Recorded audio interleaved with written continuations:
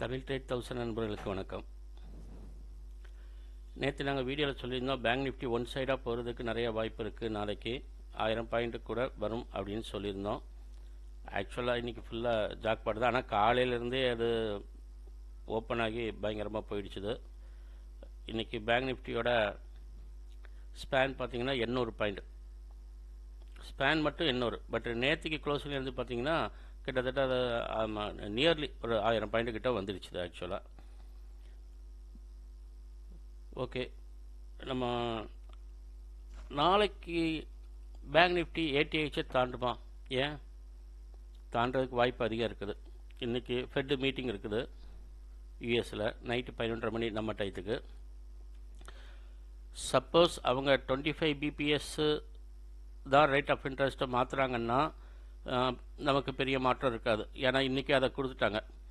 Suppose 0.50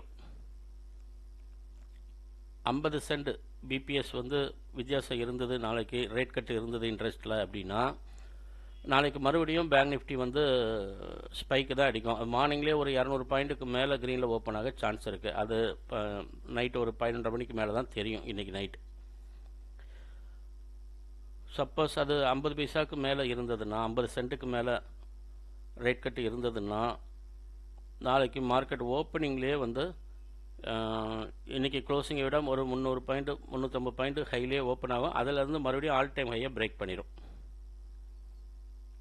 break பண்ணதுக்கப்புறம் எதுவும் செல் of வருமா என்னங்கிறது நாளைக்கு கண்டிஷனில் பார்த்தா தான் தெரியும், டேட்டாஸ் பார்த்தா தான் தெரியும்.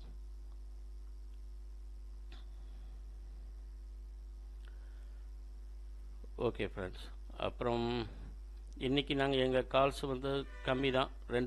அதாவது 6-7 கால்ஸ் கொடுத்தோம். அதில் ஒரு 3 கால் வந்து சரியாக பிடிக்க முடியலை. ஒரு 5 பாயிண்ட்டு 6 பாயிண்ட்டு 4 பாயிண்ட்லாம் மிஸ் ஆகி போயிடுச்சுது. ஏன்னா மார்க்கெட்டு வந்து பேங்க் நிஃப்டி தான் 3மே மேலேயே போய்கிட்டு இருந்தது. காலையிலே ஃபஸ்ட்டு கால் கொடுத்ததே ஒரு ஜஸ்ட்டு ஒரு 5 பாயிண்டில் மிஸ் ஆகிட்டு, அதெல்லாம் 500-600 பாயிண்ட்டுக்கு மேலே ப்ராஃபிட் வந்துடுச்சுது. அதுவும் நான் ஸ்டாப் மேலேயே தான். அதுக்கப்புறமும் 2 காலம் சரி துரத்தி பிடிச்சி கொடுத்தோம். பட்டு அதையும் கேட்ச் பண்ண முடியல. ஏன்னா மேலே போய்கிட்டு இருக்க மார்க்கெட் வந்து ரொம்ப மேலே நம்ம கேட்ச் பண்ண முடியாது. கொஞ்சம் அது ஒரு ரெஸ்ட் எடுக்கும், அந்த இடத்துல நம்ம பிடிச்சிடலான்னு பார்த்தோம், பிடிக்கவே முடியல. சரி, ஓகே. அதனால் இன்றைக்கி நிஃப்டியில் மட்டும்தான் 2 கால் மட்டும்தான் பண்ண முடிஞ்சது. நிஃப்டியும் நல்ல ஜாக்பாட் வந்தது, பட் அதையும் நாங்கள் 2 நான் அந்த டைமிங்கில் மிஸ் பண்ணிட்டேன். ஓகே, கால்ஸ் கொடுத்துருந்தேன், பட் அடுத்தாப்பில் அதை ரீகால் பண்ணுறதுக்கு மிஸ் ஆகிட்டு. இன்றைக்கி நிஃப்டி ஸ்பாட் பார்த்திங்கன்னா இன்றைக்கி க்ளோஸ் ஆனது 25,377. பட் இன்றைக்கி ஆல் டைம் ஹையை பிரேக் பண்ணி 25,482 வந்துடுச்சுது. நாளைக்கு வந்து மார்க்கெட்டு என்ன இருந்தாலும் சரி, நிஃப்டி நாளைக்கும் டெய்லி நமக்கு ஏடிஹெச் அடிச்சுக்கிட்டே தான் இருக்கும். அதனால் நாளைக்கும் வந்து இந்த 482 பிரேக் பண்ணுறதுக்கும் சான்ஸ் இருக்குது. ஆனால் அதை பிரேக் பண்ணதுக்கப்புறம் எவ்வளோ தூரம் இருக்கும் அதை தக்க வச்சுக்கிறதுங்கிறது சொல்ல முடியாது. சப்போஸ் அதை விட இன்னும் கொஞ்சம் ஸ்பீடாக போச்சுன்னா, அதான் இந்த இன்னைக்குள்ள ஃபெட் மீட்டிங்க்கு தகுந்த மாதிரி அது ரியாக்ஷன் பண்ணிச்சுன்னா மேலே வந்து 25,552 அகைன் 25,636 வரை போகிறதுக்கு வாய்ப்பு இருக்குது. சப்போர்ட்டுங்கிறது கம்மி தான், ஆனால் இன்றைக்கே கொஞ்சம் மேலே செல் ஆஃப் வந்ததுனால நாளைக்கு சொல்ல முடியாது. ஒரு 300க்கு கீழே போச்சுன்னா 300 வரைக்கும் வரலாம், 25,300 வரைக்கும். அதுக்கு கீழே போகிறது ரொம்ப கம்மி சான்ஸ் தான், இருந்தாலும் சொல்ல முடியாது இல்லையா. அதனால் செகண்ட் சப்போர்ட் 25,198, தேர்ட் சப்போர்ட் 25,111 கொடுத்துருக்கோம். சேம் பேங்க் நிஃப்டி பார்த்திங்கன்னா இன்றைக்கி க்ளோஸ் ஆனது 52,750. நம்ம நேற்று சொல்லியிருந்தோம் 53,000 வரை நாளைக்கு வர வாய்ப்பு இருக்குதுன்னு நேற்று சொல்லியிருந்தோம். அதே மாதிரி இன்றைக்கி கிட்டத்தட்ட ஒரு 45 பாயிண்ட் தான் வித்தியாசம், இன்னும் பேலன்ஸ் இருக்குது. 52,954 வரைக்கும் ஹை அடிச்சுட்டு.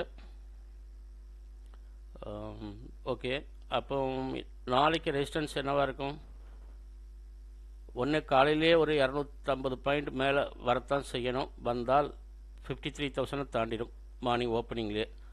அப்படி 53,000 தாண்டி ஓப்பன் ஆகி க்ரீன்லே இருந்தால் 53,232 அடுத்த ரெசிஸ்டன்ஸ். அதுக்கடுத்த ரெசிஸ்டன்ஸ் 53,578. சப்போஸ் காலையில் கொஞ்சம் கீழே இறங்கி ஓப்பன் ஆகி அதுக்கப்புறம் மேலே ரைஸ் ஆனாங்கன்னா கீழே வந்து இறங்கும்போது அதிகபட்சம் வந்து முதல்ல ஃபஸ்ட்டு சப்போர்ட் பார்த்திங்கன்னா 52,522 ஒரு 200 பாயிண்ட் வரை கூட இறங்கலாம். அங்கேருந்து மறுபடியும் ரைஸ் ஆக சான்ஸ் இருக்குது. சப்போஸ் ஃபெட் மீட்டிங்கில் வந்து ரேட் கட்டு கம்மியாக, அதாவது 25 பைசா மட்டும் சொல்லி வேறு ஏதாவது சேர்த்து ஏதாவது கோத்து விட்டாங்கன்னா சப்போர்ட் 52,312 வரைக்கும் போகலாம். அதுக்கும் கீழே 52,000 வரைக்கும் போகிறதுக்கும் வாய்ப்பு இருக்குது. இந்த சப்போர்ட் ரெசிஸ்டன்ஸ்லாம் என்ன அர்த்தம்னா, ஒரு இடத்துல இருந்து ஒரு இடம் ஒரு அளவு மேலே வந்தால் இதுக்கு மேலே போகாது, அல்லது இதை தாண்டி ரொம்ப நேரம் நின்றுச்சுன்னா, அதாவது ஒரு 5 நிமிஷம் 10 நிமிஷத்துக்கு மேலே நின்றுச்சுன்னா அதுக்கு அடுத்த ரெசிஸ்டன்ஸ் போகும். அதுக்கு மேலே அது போக முடியலை அப்படின்னா அங்கேருந்து மறுபடியும் இறங்கும்போது முதல் ரெசிஸ்டன்ஸ் எங்கேவோ அந்த இடத்துக்கு வரும். அப்புறம் நேற்றுக்கு க்ளோஸ் ஆன இடம் எங்கேயோ அது நேற்றைய க்ளோஸ் ஆன இடத்துக்கும் மேலே மார்க்கெட் வந்து ஒரு 5-10 நிமிஷம் சஸ்டைன் ஆகி கீழே நின்றுச்சுன்னா அடுத்த சப்போர்ட்டுக்கு வரும். அதுதான் இதோட ரெஃபரன்ஸ். நீங்கள் இந்த பேஸ் பண்ணிக்கிட்டே நீங்கள் இண்டிவிஜுவலாகவே நீங்கள் நல்லா ட்ரேட் பண்ணிக்கலாம்.